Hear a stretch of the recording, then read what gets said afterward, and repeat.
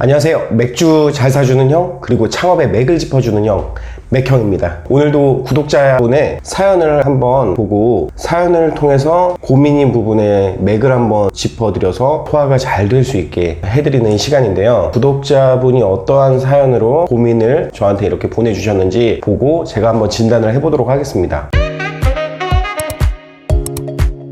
황정일 님이 보내주신 사연인데요. 현재 프랜차이즈 고깃집 운영한 지 4년 차입니다. 이제 개인 브랜드로 차려야겠다는 생각이 들어 준비하고 있는데 정말 많이 혼란스럽고 겁도 나고 길을 잃은 느낌입니다. 맥형, 맥 좀 짚어주세요. 가능하면 만나 뵙고 조언도 충고도 듣고 혼도 나고 정신 번쩍 들게 만나 뵙고 싶습니다. 뭐 이렇게 했는데 제가 왜 혼내나요? 혼낼 자격이 없습니다. 어떤 사연인지 대충은 알 것 같아요. 제 개인적인 주관적인 생각이지만 한번 좀 참고가 되었으면 좋을 것 같아요. 프랜차이즈 고깃집을 4년을 운영하셨다. 짧지 않은 시간을 운영을 하셨네요. 이제 개인 브랜드로 차려야겠다라는 생각이 당연히 들죠. 차리세요. 대신 이 점만 간과하지 않았으면 좋겠어요. 프랜차이즈 처음 하시는 분들 운영하고 한 3개월 정도 지나면 이렇게 말씀해요. 대부분. 에이씨, 아무것도 아니네. 그런 분들의 반응 당연히 이해가 돼요. 창업의 아이템이라는 거 저는 마술과도 같다고 생각하거든요. 마술을 처음 보면 매우 신기하잖아요. 마술의 과정을 누군가 딱 공개하면은 그 결과가 되게 허무하게 느껴지는 것처럼 아이템도 마찬가지로 처음 해봤을 때 와, 매우 괜찮아요. 좋아 보여요. 좀 운영하다 보면은 내가 할 수 있겠다라는 막연한 자신감도 생기거든요. 이 부분을 간과하면 안 돼요. 처음 마술을 개발할 때 되게 창의적인 아이디어가 필요하고 많은 연구와 연습을 하게 돼요. 비용도 많이 들고 시간 또한 진짜 많이 필요해요. 그리고 혼자만의 생각으로 개발을 한다라고 하면 한계가 있을 수 있어요. 우리는 브랜드를 기획한다고 말을 해요. 다시 말해서 영화 한 편을 찍듯이 일정한 스토리를 입히고 컨셉을 잡고 기승전결을 넣어야 돼요. 관객이 공감할 수 있는 영화, 소비자가 공감할 수 있는 브랜드를 만들어야 돼요. 내 취향보다 내가 타겟을 정한 곳의 사람들의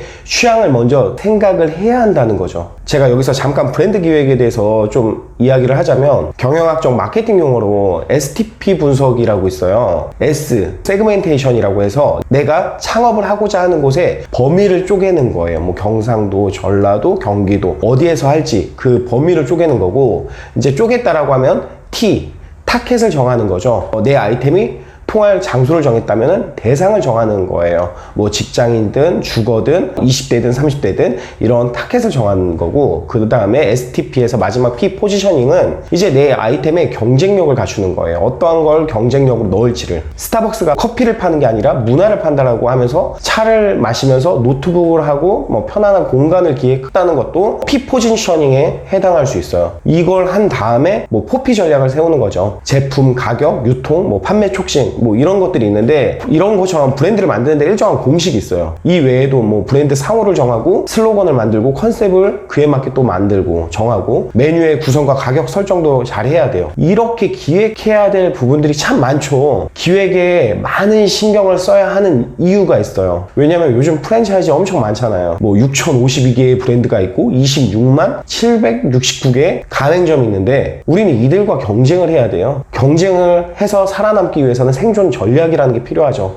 다시 말해서 그냥 뚝딱뚝딱 해서 개인 독립점포를 창업하면 경쟁력이 없다는 말이에요. 시장에서 치열한 경쟁을 해야 되는데 완성도가 높아야지 생존 확률도 높아지는 거거든요. 근데 완성도는 회사의 규모에 어느 정도 비례해요. 독립점포를 하기 위해서 나 스스로 혼자 방향은 잡아도 기획을 하기 위해 필요한 전문가들의 도움이 없으면 한계가 있어요. 그러다 보니까 내 색깔을 만들기보다 여기저기 괜찮은 곳에 색깔을 짜집게 할 수밖에 없는 상황에 또 이르는 거죠. 예를 들어 메뉴도 비슷하게 만들거나 인테리어도 군데군데 다른 곳에 느낌을 가져오거나 이렇게 해서 이제 조합을 해서 디자이너나 메뉴 개발자가 있다면 더 빠르게 이걸 잘 표현해낼 수 있는데 혼자의 힘으로는 한계가 있고, 그러다 보니까 이제 외주를 주게 되면은 우리의 느낌과 생각을 잘 표현하지 못할 때가 대부분이죠. 근데 이제 프랜차이즈는 기획자들에 의해서 일단 세팅이 되다 보니까 물론 다소 공산품 같은 것들의 느낌을 뽑아내는 회사도 있지만 나름대로 색깔과 트렌드를 반영해서 잘 기획된 완성품을 프랜차이즈 회사들이 또 잘 뽑아내요. 그만큼 팀들이 있으니까. 제가 처음에 직영점을 키워갈 때 가장 갖고 싶어 했던 부분이 이런 팀이었어요. 항상 매장에서 일하는 사람들의 점장이나 직원들, 영입을 신경 쓰다가 브랜드다운 브랜드를 이제 계속 직영을 확장해야 되는데 만들고 싶은 그런 저도 니즈가 막 생기는 거죠. 욕구가 생기는 거예요. 그래서 메뉴 개발자나 뭐 디자이너, 사무 인력들을 구성하게 되는 거죠. 그러고 나서는 이제 표현이 훨씬 더 잘 이루어지더라고요. 다시 말해서 이제 브랜드 완성도가 높아지는 거예요. 팀들이 함께 고민하고 표현하니까. 제 주변에는 메가 프랜차이저 분들도 참 많으세요. 메가 프랜차이저는 다양한 여러 개의 프랜차이즈 브랜드만은 운영을 하시는 점주님들을 말을 하는데, 그분들 중에 이런 말씀하는 분들도 있으세요. 직접 개인 가게를 해보고 싶지만 잘 되는 프랜차이즈가 들어오면 경쟁이 쉽지 않다고. 그래서 다소 마진이 좀 적을 수도 있지만 프랜차이즈를 함으로써 브랜드 파워와 신경 안 쓰고 시작하는 이제 편리함으로 여러 개를 이제 확장해가지고 하시는 게 낫다라고 이제 말씀을 하시는 거죠. 반면에 본사에 주게 되는 로얄티와 가맹비 같은 돈이 아깝다고 생각하시면 직접 기획해서 하는 게 저는 맞다고 생각해요. 단 어설픈 기획은 오히려 진짜 독이 될 수 있으니까 꼼꼼히 스터디해서 기획을 해야 돼요. 시장에서 충분히 경쟁력을 가질 수 있게 해야 된다는 거죠. 제가 이제 15년 알고 지낸 친한 형님이 고깃집을 해요.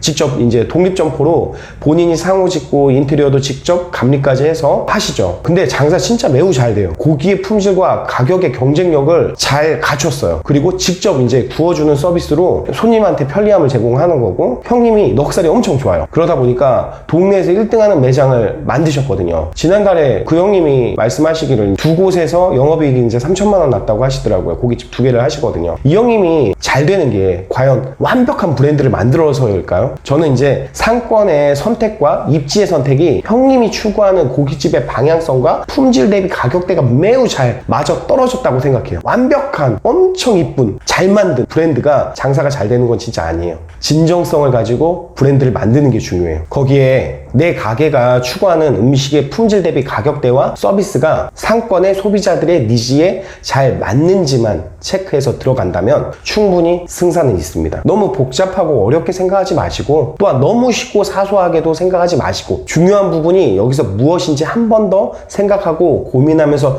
접근한다면 독립점포로 충분히 성공을 만들 수 있어요. 제가 조만간 그 형님 고깃집 찾아가서 운영 수익도 직접 확인해보고 잘 되는 부분도 체크해보고 다소 이제 아쉽고 부족한 부분도 촬영 영상에 담으려고 해요. 그때 담은 영상 이제 제가 올리게 되면 한 번 더 보시고 고깃집 직접 독립점포로 준비하신다면 아마 그 영상 보게 되면 더 자신감이 생기지 않을까 싶어요. 뭐든지 시작이 반이니까 생각만 하지 마시고 조금씩 실천으로 옮겨보세요. 그리고 지금부터라도 내가 추구하는 방향성, 다시 말해서 어떠한 고깃집의 상호를 정할지, 나는 어떠한 가치를 담을지, 그리고 어떠한 슬로건을 가지고 획일화된 일관성 있는 부분으로 내가 고객들한테 어필할지를 지금부터라도 조금씩 일기 쓴다 생각하고 적어나가 보세요. 나중에 그거 정리하면은 상호가 나오고 브랜드 슬로건이 나오고 할 수 있는 거니까요. 그러면 분명히 발전되고 성장된 본인의 모습을 느낄 수 있을 거예요. 처음이 어렵지 독립창업은 한번 시작하면은 나중에는 욕심이 생겨요. 아, 이번에 이게 부족했는데 다음엔 이걸 좀 보완해서 해야지, 이런 느낌이 올 거예요. 감이 오는 거죠. 외식업은 도전이에요. 무조건 도전. 아시겠죠? 오늘 구독자분의 맥을 한번 짚어드렸는데 어떠셨나요? 같은 고민, 같은 증상을 가지고 계시는 분들, 이 영상이 도움이 되었으면 좋겠습니다. 지금까지 창업의 맥을 짚어주는 형, 맥형이었습니다. 안녕!